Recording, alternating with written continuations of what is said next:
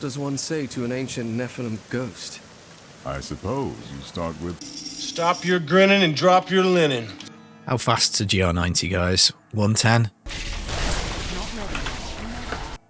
No. 1 minute. Nah. 51 seconds. 47 seconds.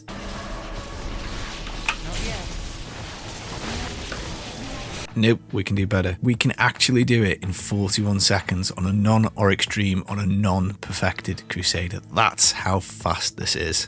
41 seconds on a non-Auric stream.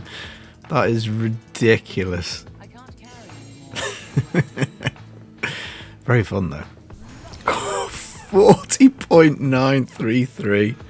Hello, my friend. Stay a while and listen.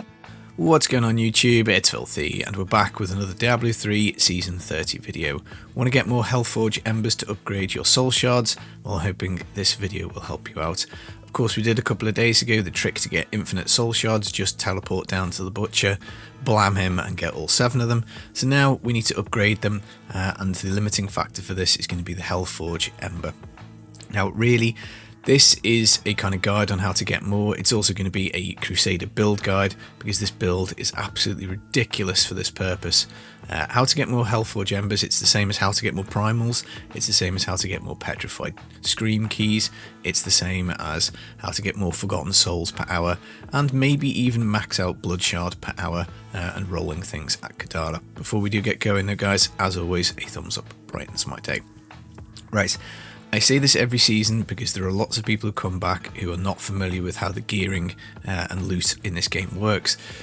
GR90 is the item cap, so the game will give you more item drops up to GR90, so you get more at 60, 70, 80, as you progress up you get more and more, but at 90 you don't get any more drops after that. So 91 is the same as 90, 101 is the same as 90. If you do a 150, which is the max level you can clear, you still get the same amount of drops as on a GR90, so therefore it makes sense to do GR90 as fast as possible, because that's giving you the most number of item drops.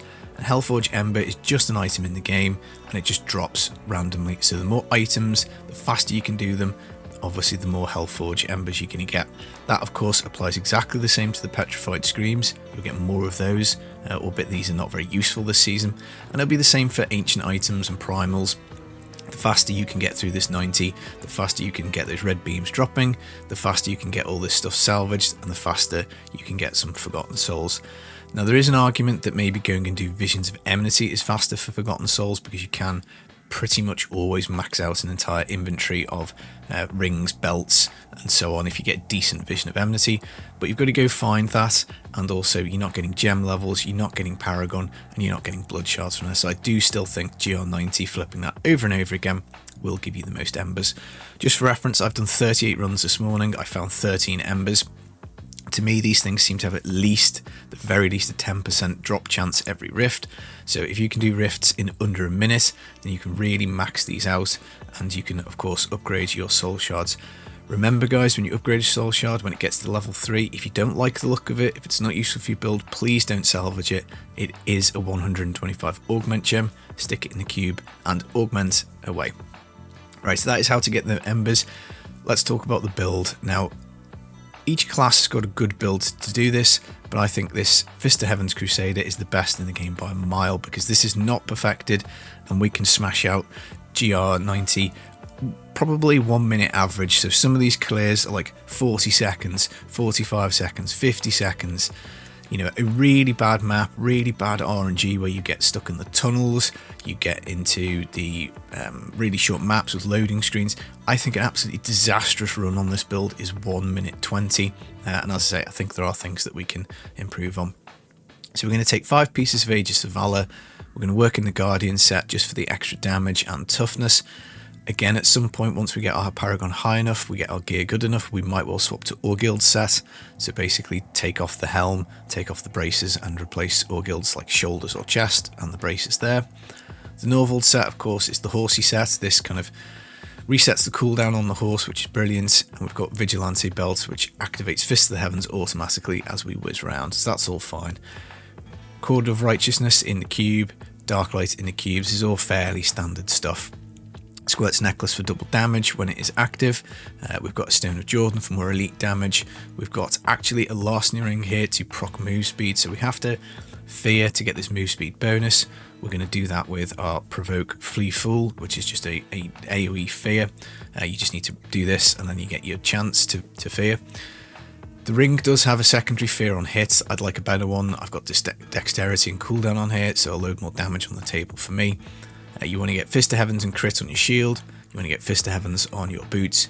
You probably want to get Fist of Heavens and crit on your helm. I've just got this nice one for when I play with somebody who's going to freeze the screen for me and I can guaranteed crit with a Remnant of Pain Soul Shard.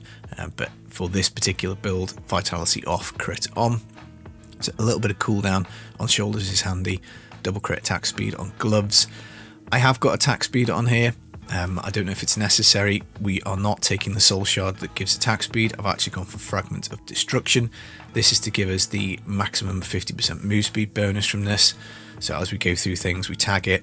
We do get the effect of the Messerschmitt's Reaver, and it helps basically do our cooldowns. I've gone for the Stain of Sin soul shard in the weapon. This is simply for the last part here. You gain an additional rift progress orb when killing an elite pack. If you want to do really fast rifts, ideally you want to do them in one floor. You want to fully explore it, get a good juicy map with lots of pylons, lots of elites, or extreme perhaps, and then this will give you quite a lot of extra orbs, which is just going to be fantastic. It does have a negative. We do 25% less damage. Mine is rolled with fire damage on it, so I can certainly look for a better one of these. Again, that's on the list. I haven't tested all the soul shard combinations, and I think ultimately whatever you do, you're probably going to be golden because you dump out so much damage and you are so fast. I've got Zai Stone of Vengeance in for damage, Trapped in for damage, Powerful in for damage.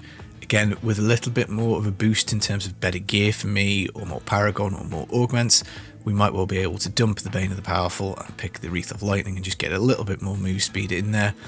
But honestly, we're so fast, I think that's going to be a really kind of like diminishing returns. What else do we have? I think skills, Flee Fool, Provoke, Fist of Heavens, Fissure. I think there's an argument that actually the Holy One would be better because the Fissure kind of crackles in between them, and it might just be better AoE coverage with Divine Well. I haven't tried it because I've got my lovely Lightning Guardians. I suppose with the Stone of Jordan we could have a little play and have a swap round, so maybe I'll go and test that out and maybe let you know in the comments whether I think the Holy is better. But all the footage is using the Lightning. Iron-Skin Flash for move speed. Of course, move speed scales our damage of Fist of the Heavens up. We've got Wings of Angels, again move speed scales up our damage. Steed Charge Endurance, we just stay on the horse for longer. And then Arakarat's Champion Prophet for the Cheat Death armor, extra damage.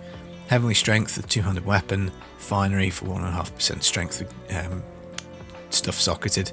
Holy Cause for more damage, and then Long Arm of the Law to make our move speed much faster and last longer. Right, this is a brilliant build because you can simply just press Steed Charge if you want. You don't even have to press any of the rest of the buttons and you'll still crush 90. But if you want to be efficient, you do want to be pressing Laws of Hope to get the move speed. You're hoping something might hit you with Flash to proc move speed. You're going to try and tag something with Flee Fool for move speed, and you're going to put Akarat's Champion on for extra damage. Occasionally you might manually cast Fist of the Heavens. The only thing you can do wrong with this build is basically when you press Steed Charge, if you hit any other ability it'll kick you off the horse, so you'll have to manual the Fist of Heavens, and as you kill stuff it'll reduce the cooldown, and then you are absolutely golden. I could improve this build, of course. We could get an Ancient Ring here, I could get an Ancient Belt and augment it, Ancient Chest Piece, Augit, Ancient Shoulders, Augit. I could get a actually correct rolled Larceny with double crit and damage on it, which of course would be very nice. I could get an Ancient Shield. Shield's quite hard to get though, you do need the crit and the Heaven's Fury, so it is a bit of a tough one. I could get double crit and lightning on my squirts. I could get an Ancient again. So there's lots of room to grow in this build, which makes me really excited, because if we can clear GR90 in 40 seconds flat with this, imagine on our extreme, imagine with the Ore Guilds, we might well be able to either move that number up to basically do 99 in like 40 seconds as a really good clear. I think potentially there is the option here to maybe do a 30-35 second run. If you got an Oryx Dream on a battlefield, you maybe could almost just touch that 30-second mark for GR90. I don't know if it's possible, but I think if there is any build in the game, this could be it. And of course, if you haven't made a Crusader, I'd highly recommend one this season. It is an awful lot of fun to play this build, which of course is the name of the game. But if you're on a Demon Hunter, then a multi-shot Demon Hunter might be able to do a similar kind of ish job. We know that a Pestilence Necro potentially would require a lot more gear and power, but could get this done, the GR90 very fast. The Infinite Teleport Monk / Inner Monk that we bought the other day probably would do GR90 very fast. Witch Doctor has got the Mundanugu build. Barbarian, I think, might struggle a little bit because Whirlwind is probably the best speed build and the AoE on that isn't amazing. And of course, we've got the Crusader here. I'm just trying to think, has that left any classes off? Wizard. Wizard is probably going to be doing it on Meteor still. Just like trying to get that automatic Meteor to come down very fast, which is Talrash's. So let's just have a look. Is anybody crunching out anything really super fast, like 1 minute? These are all hundreds. Maybe if we put it down to 90. No, we can't, the board doesn't go that far, but I'm sure it's possible to do 90s very fast on Wizard. We've done guides on that in the past. But that's it, guys. Just flip 90 over and over again. Make yourself this Crusader because it absolutely crushes. I'm going to try and see if we can get this up to like 125, 130 solo speeds in a good time. I've got a few gear pieces to tidy up, and I'll hopefully bring that guide fairly soon. Hope you're enjoying Season 30. I've been the Filthy Casual. Take it easy, guys. Peace.